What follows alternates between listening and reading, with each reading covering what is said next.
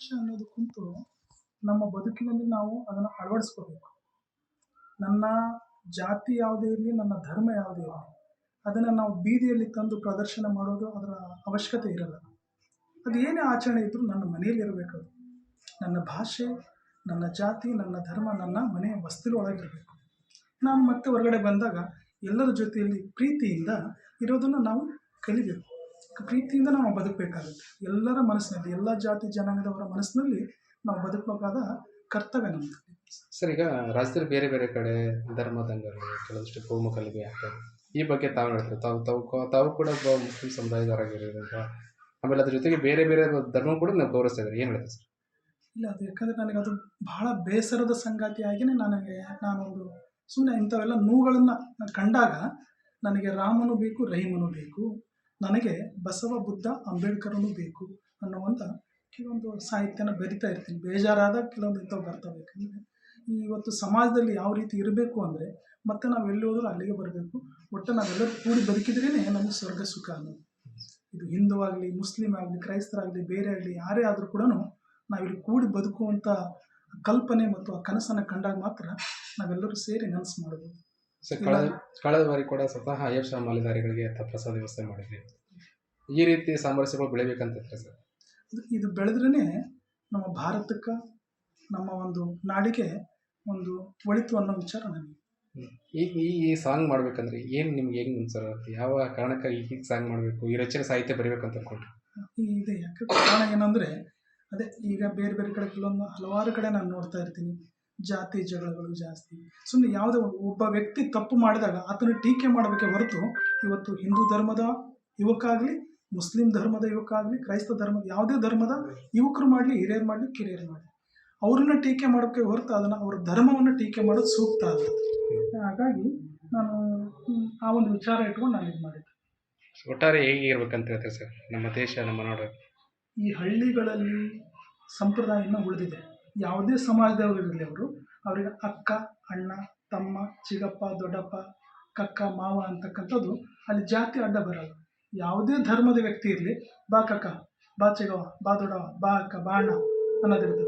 ಆದರೆ ಹಂಗಿದ್ದಾಗ ನಮ್ಮಲ್ಲಿ ಒಂದು ಆ ಸಾಮರಸ್ಯ ಇರುತ್ತೆ. ಭಾವೈಕ್ಯತೆಯ ಬದುಕನ್ನು ನಾವು ಕಟ್ಟಿಕೊಂಡು ಎಲ್ಲರ ಜೊತೆ ನಮ್ಮ ಆಚರಣೆ ನಮ್ಮ ಮನೆಯಲ್ಲಿ ಇರ್ತದೆ ಅಷ್ಟೇ. ಇವತ್ತು ಯಾವುದೇ ಧರ್ಮದ ಆಚಾರ ವಿಚಾರಗಳು ಪ್ರತಿಯೊಂದು ಇರ್ತಾವಂದ್ರೂ ಕೂಡ ನಾವು ನಮ್ಮ ಮನೆಯಲ್ಲಿ ಮಾಡ್ಕೋಬೇಕೇ ಹೊರತು ಅದನ್ನು ನಾವು ಬೀದಿಯಲ್ಲಿ ತಂದಿಟ್ಟು ನಾವು ಆಚರಣೆ ಮಾಡೋದು ಅದು ಸೂಕ್ತ. ಮೆರವಣಿಗೆಗಳು ಮಾಡಬೇಕಿಲ್ಲ ಅಂತಲ್ಲ, ಮೆರವಣಿಗೆಗಳು ಮಾಡಬೇಕಾ, ನಾವು ಖುಷಿ ಪಡಬೇಕಾದ್ರೆ ಇನ್ನೊಬ್ರಿಗೆ ನೋವು ಉಂಟಾಗಬಾರ್ದು. ಆ ನೋವು ಉಂಟಾಗಲಾಗ ನಮ್ಮ ಖುಷಿಯನ್ನು ನಾವು ಪಡಬೇಕನ್ನೋ ವಿಚಾರ ನಮ್ಮದು.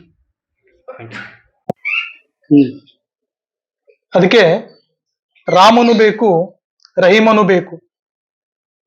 ನಮಗೆ ರಾಮನು ಬೇಕು, ರಹೀಮನು ಬೇಕು.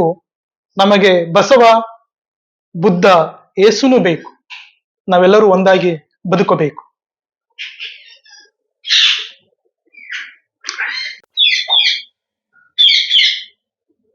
ನಮಸ್ಕಾರ. ಸಲಾಂ ಅಲೈಕುಂ. ನಾಡಿನ ಸಮಸ್ತ ಜನತೆಗೆ ಯುಗಾದಿ ಮತ್ತು ರಂಜಾನ್ ಹಬ್ಬದ ಹಾರ್ದಿಕ ಶುಭಾಶಯಗಳು. ಯುಗಾದಿಯ ಬೇವು ಬೆಲ್ಲ, ರಂಜಾನಿನ ಶುರುಕುರುಮ, ಇವೆರಡು ಒಟ್ಟೊಟ್ಟಿಗೆ ಬಂದಿದ್ದಾವೆ.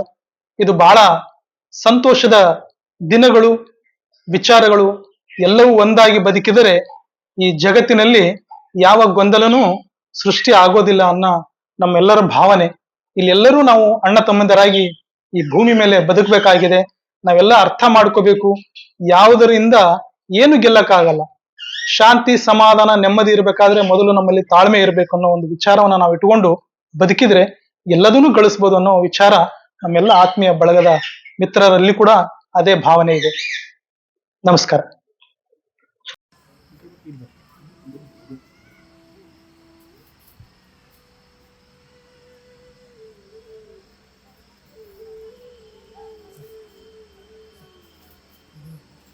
ಬಳಿ ಮಗ್ಲನ್ನ ಹಚ್ಕೊಂಡು ಒಂದು ಮಾಡಕತ್ತಾರೆ ಅಲ್ಲಿ ಊರಿಗತ್ತೆ.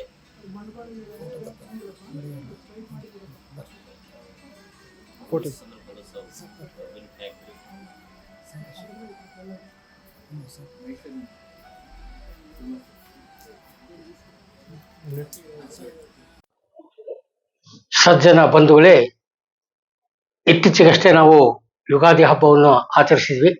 ಇವತ್ತಿನ ದಿವಸ ಒಂದು ಮುಸ್ಲಿಂ ಸಮಾಜ ಬಾಂಧವರ ಅತ್ಯಂತ ಪವಿತ್ರವಾದಂತಹ ಹಬ್ಬ ರಂಜಾನ್ ಹಬ್ಬದ ಒಂದು ಶುಭಾಶಯಗಳನ್ನು ಎಲ್ಲರಿಗೂ ಕೋರುತ್ತಾ, ಸಮಾನತೆ, ಸ್ವಾತಂತ್ರ್ಯತೆ ಮತ್ತು ಭ್ರಾತೃತ್ವ ಮನೋಭಾವನೆಯ ಕಲ್ಪನೆಯಿಂದ ಬಂದಂತಹ ನಮ್ಮ ಸಂವಿಧಾನಕ್ಕೆ ಅನುಗುಣವಾಗಿ ಇಲ್ಲಿ ನಮ್ಮ ಆತ್ಮೀಯ ಮಿತ್ರರಾಗಿರ್ತಕ್ಕಂಥ KF ಮುದ್ದಬಳ್ಳಿಯವರು ರಾಮನೂ ಬೇಕು ರಹೀಮನೂ ಬೇಕು ಎಂಬ ಒಂದು ಸುಂದರವಾದಂತಹ ಒಂದು ಸಾಹಿತ್ಯವನ್ನ ಬರೆಯುವುದರ ಮೂಲಕ, ಅದಕ್ಕೆ ಸಂಗೀತದ ಮೂಲಕ ಜೀವ ಕಳೆಯನ್ನು ತುಂಬಿದ್ದಾರೆ.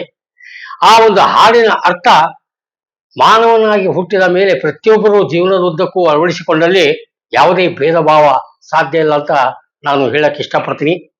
ಇವತ್ತು ಒಬ್ಬ ವ್ಯಕ್ತಿ ತನ್ನ ದೇಶದ ಸ್ವಾತಂತ್ರ್ಯಕ್ಕಾಗಿ ಮತ್ತು ಒಂದು ಸ್ವಾಯತ್ತತೆಗಾಗಿ ಇವತ್ತು ಇರಾನ್, ಅಮೆರಿಕ, ಇಸ್ರೇಲ್ ಯುದ್ಧಗಳು ನಡೀತವೆ.